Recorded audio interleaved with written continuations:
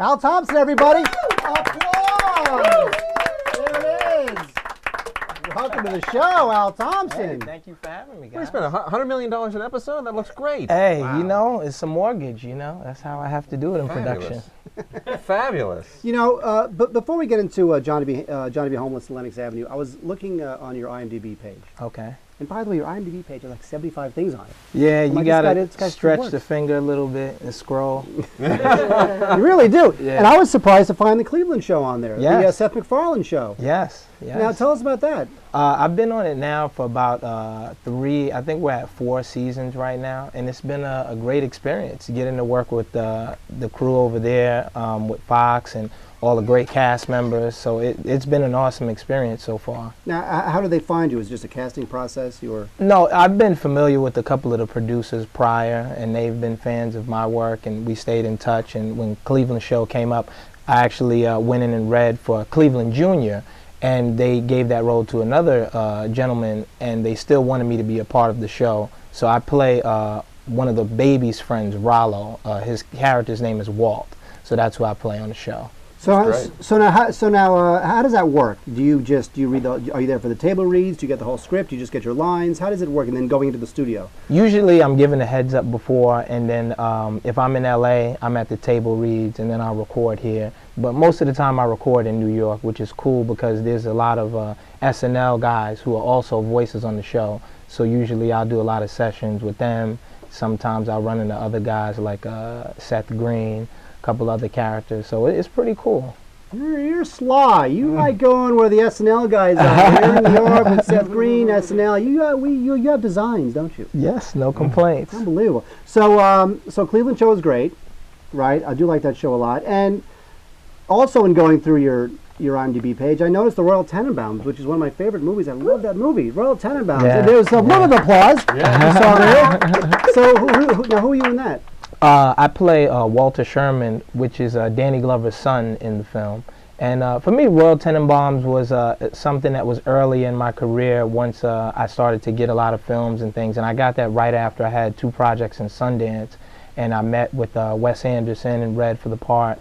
And I was cast, and it was a phenomenal experience. And for me, it's one of those experiences as an actor that it's stamped in a career. Nobody could ever take that away. And that's what it is, and something that's always close to my heart. Now talk a little bit about moving to the web series stuff, because that's a whole new frontier. I mean, you know, movies are one thing, animation is another, television another, but web is a whole different thing. How do you have to kind of modulate your skills working on the web? Is it more challenging, less challenging, or just a different creature altogether? It's a little bit of everything. It's definitely a different creature, and it's definitely something that really takes a lot of hard work and energy and support. You know, I think it's almost like doing your own short film, but a lot tougher. But you know, as an actor, that was one of the things that I wanted to do. Instead of just, you know, being an actor, going in, auditioning for things, I really wanted to create something, and I didn't want to try to raise $2-3 million to do a feature. And I didn't want to do a short film that would kind of fizzle out along the circuit. Yeah. So once the web series started to rise, that was something I was like, you know what, that's it.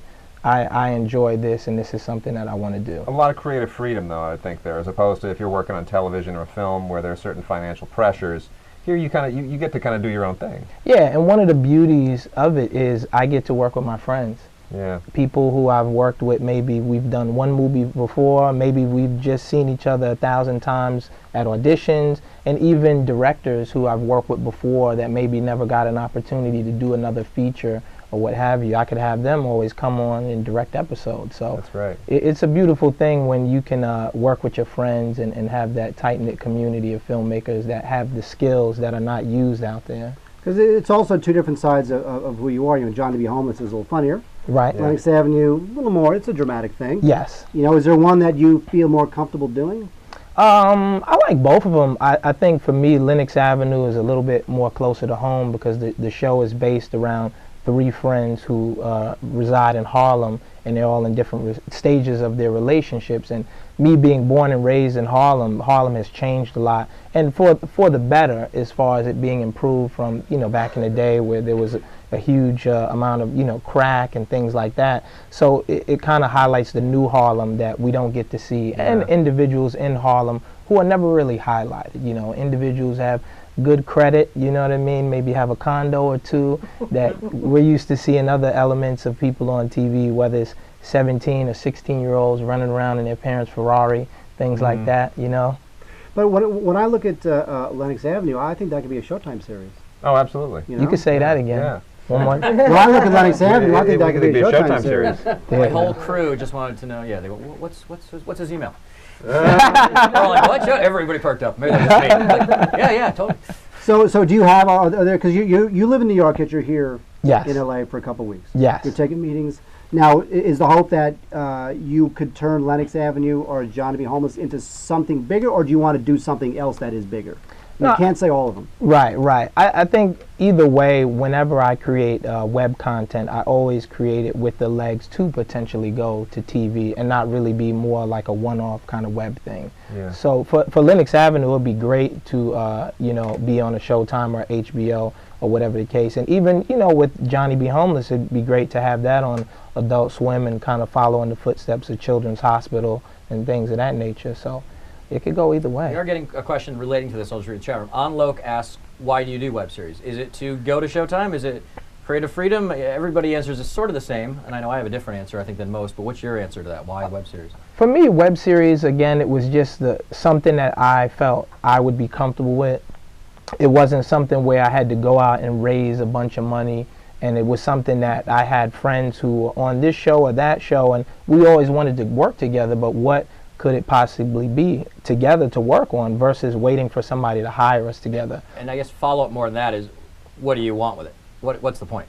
That's a good question. I think for me, just as an actor, I'm at a point where I'm really just transferring over into producing and directing. So for me, I definitely see myself in some type of television capacity, whether it's producing, whether it's, working with showrunners or whatever the case may be. But, every actor has to take another step in a different direction, whether it's directing, writing. I just think it's just a natural progression. And you have to grow, Right. You have to grow. Well, the thing with TV is that, TV is such a writer's medium, whereas movies is more of a director's medium. Right.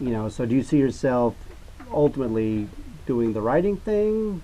Because you are a director. Right. But you may at some point have to choose. Hopefully you never do. Right. But is your passion more in calling the shots on set or generating the ideas yourself? I think more of creating overall and really kind of pairing the right team of writers together and pairing the right director with the right project and the same with the right actors. I think that's a skill set that I have, really putting the right people in place.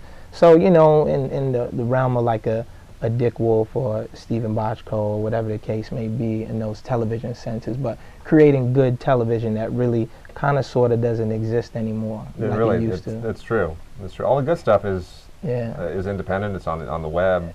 Yeah, that's where the risks are being taken. There was a time when we all argued with our parents to stay up late and watch our favorite show. True. That had the really cool theme song. Wi-Fi. It always had the great catchphrase or whatever the case may be. So those days are kind of gone. Yeah. So for me, I can bring that back myself on the web, and I know there's an audience for it. And it's something that I enjoy personally. And I know the people are there, so they'll find it. And, things will grow. And that's the beauty of the web, Yeah. On YouTube, I'm big in Sweden. It's crazy. Big in Japan. So basically what Al Thompson is saying is he loves the web stuff now. But you know what? When he gets that big movie offer, he's dumping that web crap. He's going right to big time. He won't admit it. And you know what? We'll applaud it when it happens because he deserves it. But now he's being very diplomatic. I know the game. I just don't get to play it, but I know the game.